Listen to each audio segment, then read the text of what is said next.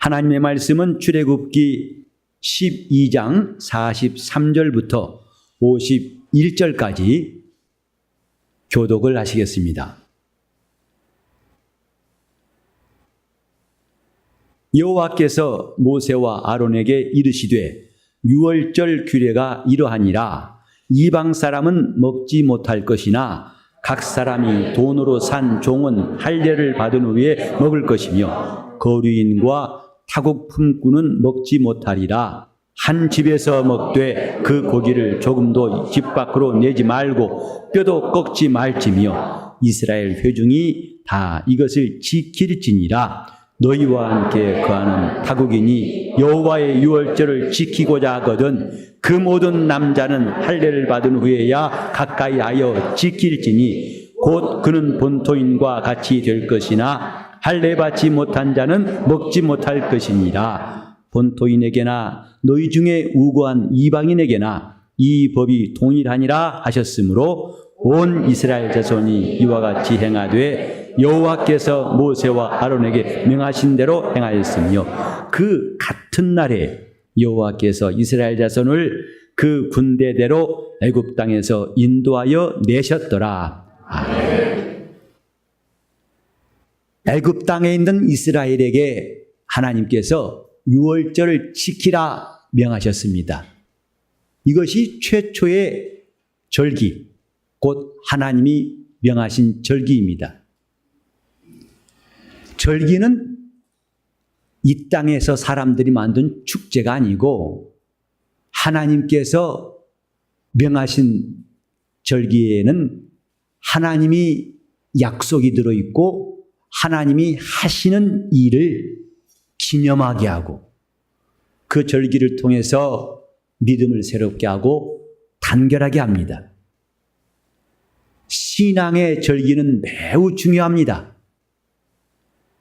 하나님께서 모세에게 명한 절기의 첫 번째가 유월절인데 유월절을 이렇게 지켜라 하고 하신 말씀이 함께 교독한 말씀입니다.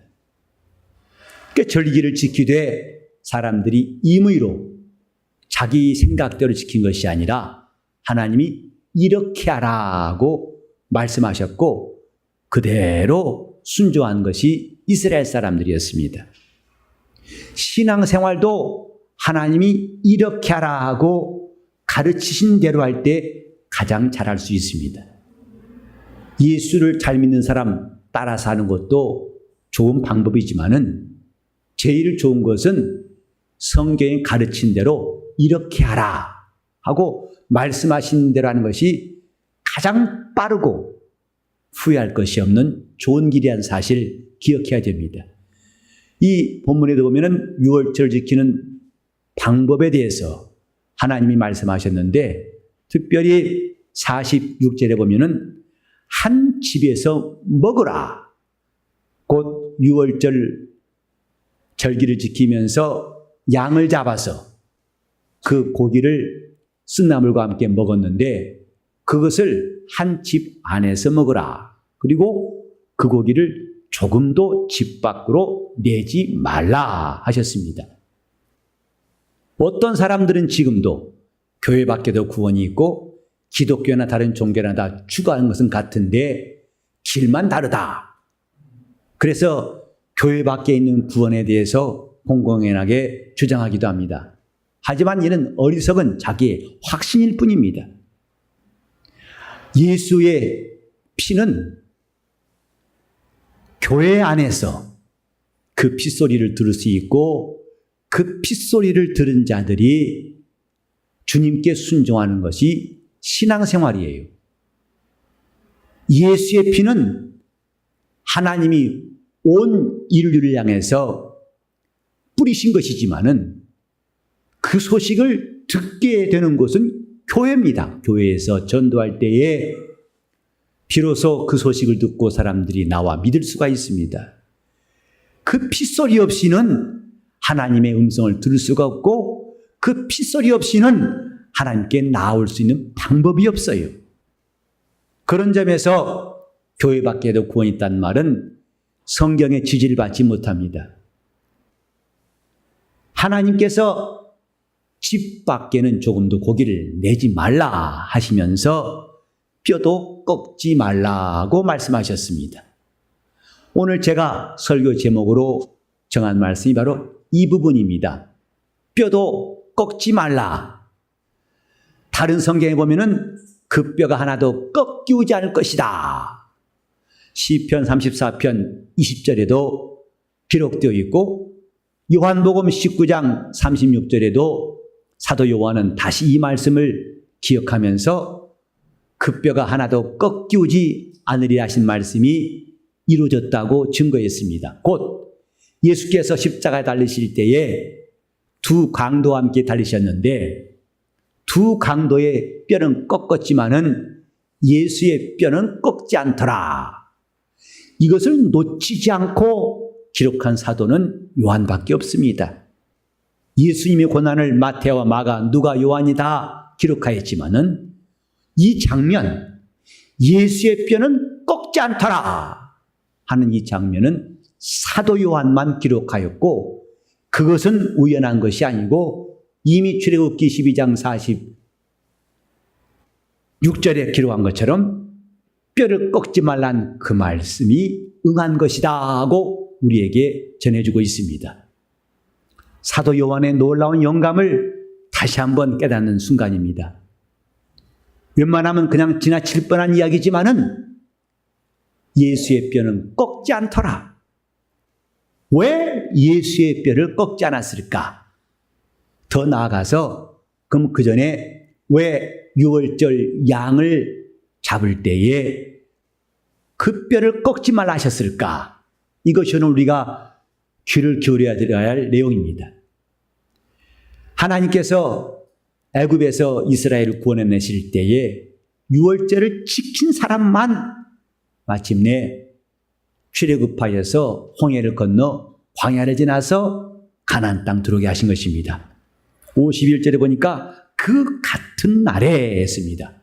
유월절을 지킨 그날입니다. 유월절을 지키라 하신 그 같은 날에 하나님은 유월절을 지킨 이스라엘을 그 군대대로 애굽 땅에서 인도하여 내셨더라. 이렇게 말씀했어요. 유월절과 출애굽 그리고 그들이 마침내 바로의 손에서 벗어난 일 결코 무관한 일이 아닙니다. 우리는 이 유월절이 주님이 오실 때까지 계속 지켜진 것을 볼 수가 있는데 성경은 예수께서 고난받으시고 부활하신 다음부터는 유월절을 지키라는 말씀이 나와 있지 않습니다. 오늘날 교회도 유월절 지키는 교회가 없어요. 적어도 성경대로 믿는 교회라면 아직까지도 유월절 지키라는 교회가 없습니다. 왜냐? 이 유월절은 예수께서 하실 일을 예표한 절기요. 예수께서는 그 절기를 다 이루셨어요. 그래서 고린도후서 5장 7절에 보면은 우리의 유월절 양 그리스도께서 희생 제물이 되었다고 바울이 증거했습니다.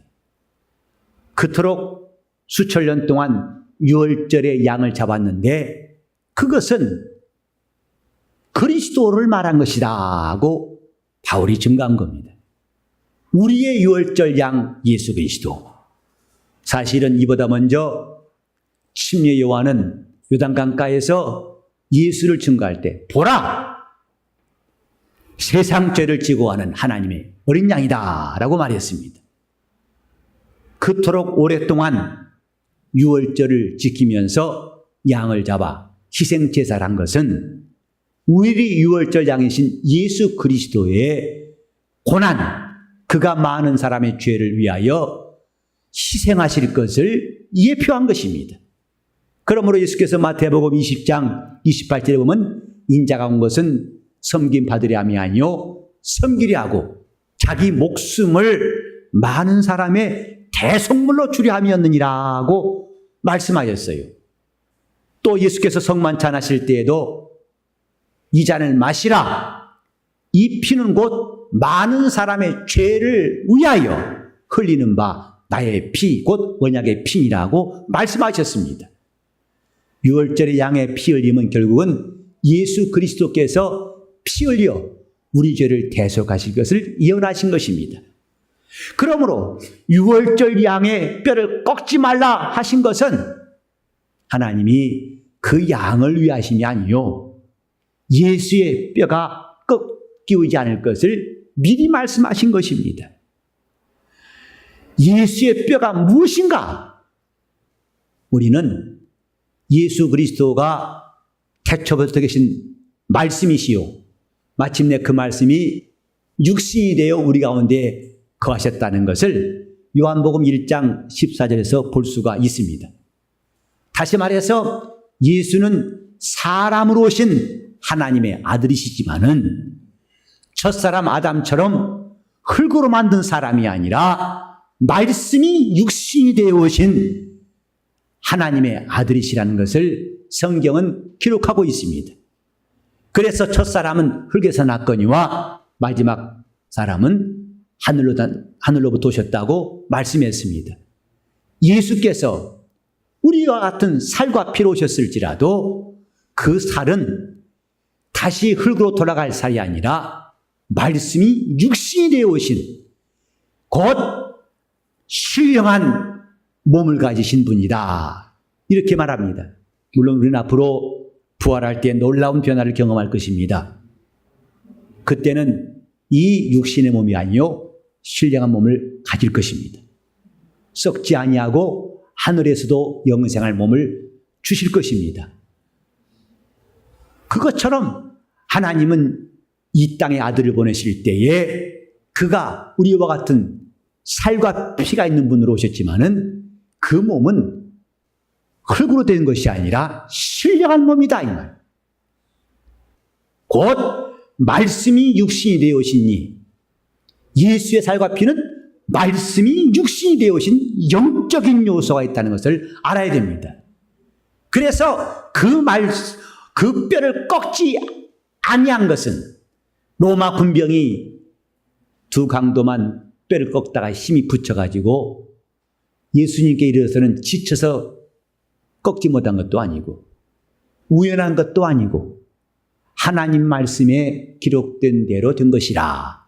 곧 예수의 뼈를 꺾지 아니한 것은 하나님의 말씀은 꺾을 수 없다는 것을 우리에게 말씀하신 거예요.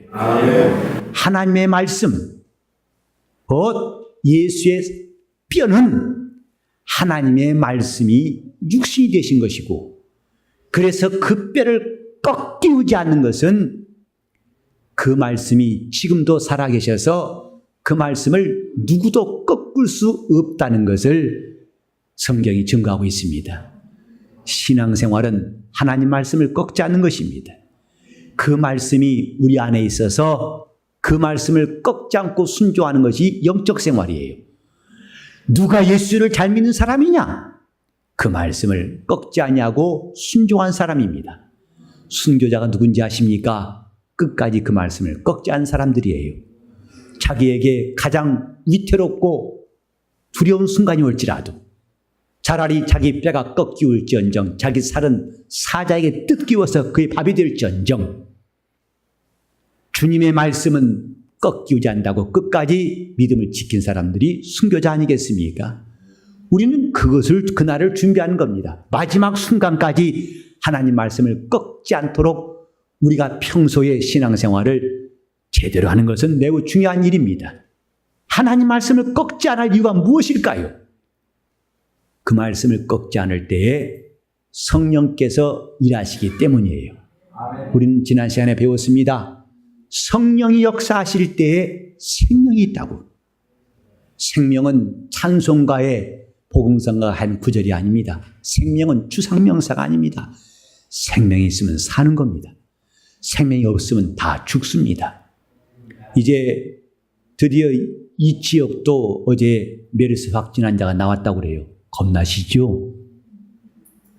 오늘 아마 교회 오실 때 걱정하신 분 있을지 몰라요. 부천도 메르스 환자 나왔다는데 가야 되느냐?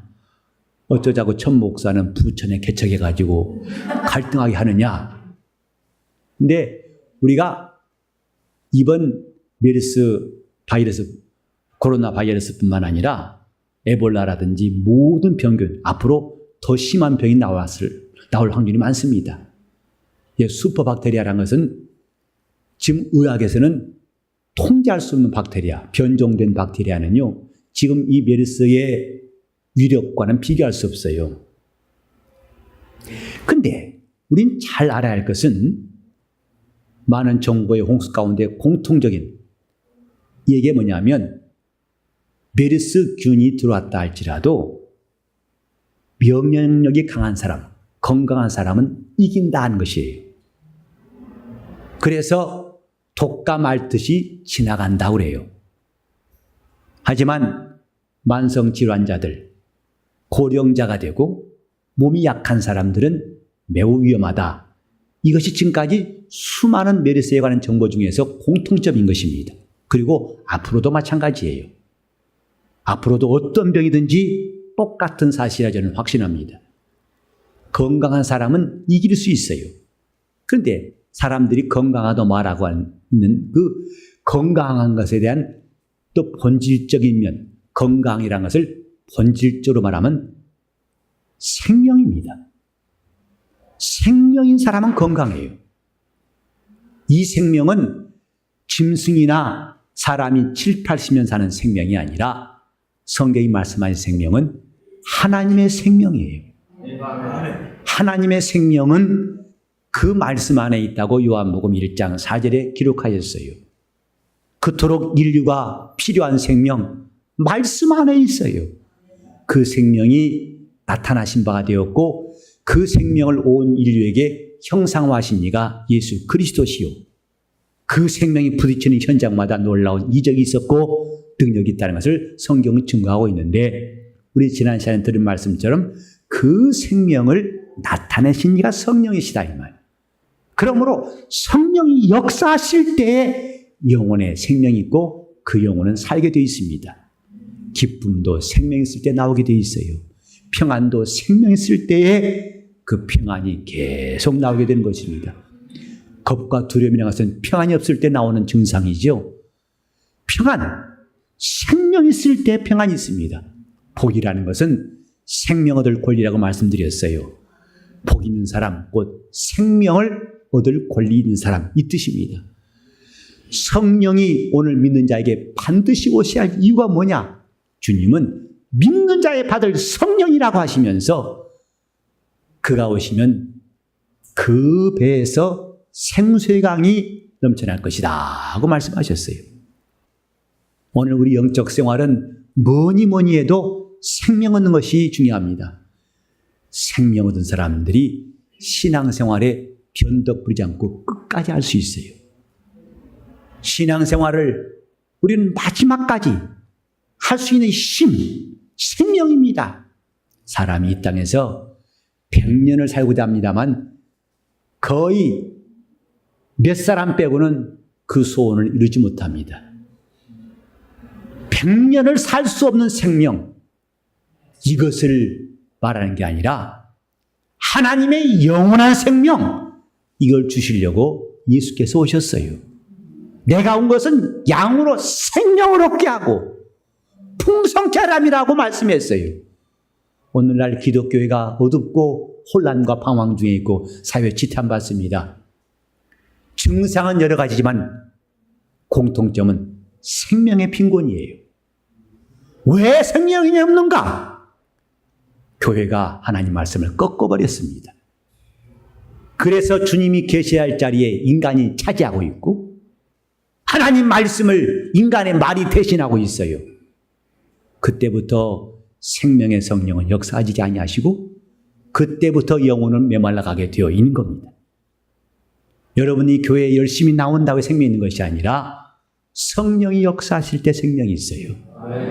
우리는 더 이상 더듬지 말고 눈뜬 사람처럼 진리를 알고 신앙생활을 해야겠습니다. 이 사람 말을 듣고 따라가다 넘어지고 저 사람 말 듣고 따라가다 헤매지 마시고 이렇게 믿으라고 하신 주님의 말씀이 성경에 있음을 알고 성경에서 우리는 그 답을 찾는 지혜로운 사람이 되어야 합니다. 주님의 말씀이 생명이 있어요. 그래서 그 말씀을 꺾지 않을 때에 성령이 역사하시는 거예요. 저는 우리 성도들이 진정으로 영적 생활을 잘했으면 좋겠어요. 그것은 그저 열심히 기도하고 뜨거운 것은 종교인은 뜨겁습니다. 중요한 것은 성령이 역사하신 것이고, 그러려면 말씀을 꺾지 말아야 돼요. 아무리 큰 나무에 있는 가지라 할지라도 누가 그걸 뚝 부러뜨리면, 가지가 부러지면은 더 이상 진액은 흐르지 않고 가지는 말라 죽어버립니다. 가지가 꺾이면은 그 가지가 죽는 것처럼 오늘 자기 영적 생활이 하나님 말씀을 꺾는 순간부터 영혼의 생명은 더 이상 얻지 못한다는 사실을 알아야 됩니다. 왜 사람이 말씀으로 살아야 되는가? 떡으로만 사는 것이 아니라 하나님의 말씀으로 산다. 이것을 오늘 다 좀 실감했으면 좋겠어요. 노래 가사만이 아닙니다. 사람이 떡으로만 살 것이 아니요, 하나님이 원하는 모든 말씀으로 살 것이니라. 말씀으로 산다는 게 무슨 말인가? 내가 말씀을 꺾지 않고 순종한다면 하나님의 생명이 내 안에 들어온다, 이 말이에요. 아멘. 하나님의 생명이 들어오면 내 영혼이 살게 되어 있는 거예요. 병든 사람도 그분의 생명이 들어오면 살게 되어 있어요. 지금 유행하는 병보다 더 위험하고 치사율이 높은 병이 나타난다 할지라도 우리는 그때 가서 우왕장하지 마시고 우리 영혼에 하나님의 생명이 들어오는 길을 언제나 열어놓으시기를 바랍니다. 말씀을 꺾지 아니하면 생명이 들어와요. 말씀을 꺾지 아니하면 성령이 역사하십니다. 우리가 회개할 것 중에 첫 번째는 하나님 말씀을 꺾은 것을 회개해야 됩니다. 내가 그 말씀 앞에서 불순종하고 그 말씀을 꺾어버린 것을 회개할 때 우리 영혼 살아날 수가 있어요. 사울은 이스라엘 초대 왕이었어요. 그러나 하나님이 그를 왜 버리셨는가 성경은 말씀하고 있어요. 왕이 겸손하여 하나님이 순종할 때는 당신을 높여서 왕 되게 하셨지만은 왕이 하나님 말씀을 버렸으므로 하나님도 왕을 버려서 이스라엘 왕 되지 못하겠습니다 라고 사무엘 선지자가 말했습니다. 그래서 순종이 제사보다 낫고 하나님 말씀을 듣는 것이 수양의 기름보다 낫다고 사무엘상 15장 22절에 말씀했어요. 우리는 자기 영혼이 생기가 돌고 영적 생활에 숨통이 트이는 참 신앙생활 해야지 않겠습니까? 네. 여러분이 우리 교회에 오신 것은 어쩌다 밀려온 것도 아니고 하다 보니까 온 것이 아니라 제대로 하나님 말씀대로 내 영혼에 생명이 많은 영적 생활을 사모해서 오신 줄 알아요. 그렇다면 교회와 출석한 것으로 끝난 게 아니라 이제는 제대로 우리가 영적 생활하는 것이 중요하다 이 말입니다. 우리는 하나님의 생명, 교회 와서 누구나 다 얻어야 할 귀한 보배는 뭐냐면 하나님의 생명입니다.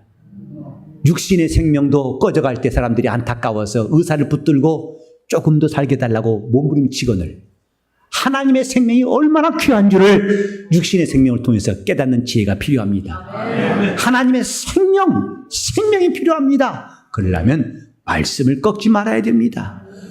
하나님 말씀을 꺾어버리는 것은 마귀와 같이 되겠다는 것, 바로 그 말입니다. 마귀가 예수를 시험할 때에 예수님께서 기록된 말씀으로 마귀를 물리치셨어요. 그러니까 마귀도 덩달아서 기록되었을 때라고 기록된 말씀을 인용해서 예수를 시험하였어요. 같은 기록된 말씀을 인용하되 예수는 그 말씀을 의지하셨지만은 마귀는 그 말씀을 인용해서 예수를 시험하였어요. 오늘 하나님 말씀의 용도를 우리가 분명히 알아야 됩니다. 하나님 말씀은 내 입맛대로 이용하는 것이 아니라 의지하는 겁니다. 그때 우리 영혼에 생명이 있어요.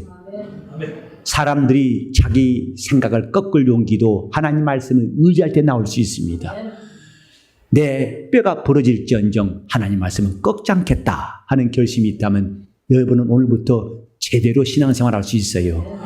우리가 맡은 일에 충성스럽게 봉사하는 것, 내 성실함을 보이는 것보다 더 중요한 것은 하나님 말씀을 꺾지 않겠다는 의지가 될 때에 온전한 것입니다. 그저 예수 믿는 사람들은 성실해야 됩니다. 그것은 성품이 그렇게 되어야 한다는 뜻이 아니라 하나님이 주신 일인 줄 알고 그 말씀을 꺾지 않겠다는 결심하에서 직분은 충실해야 한다는 뜻이 옳습니다.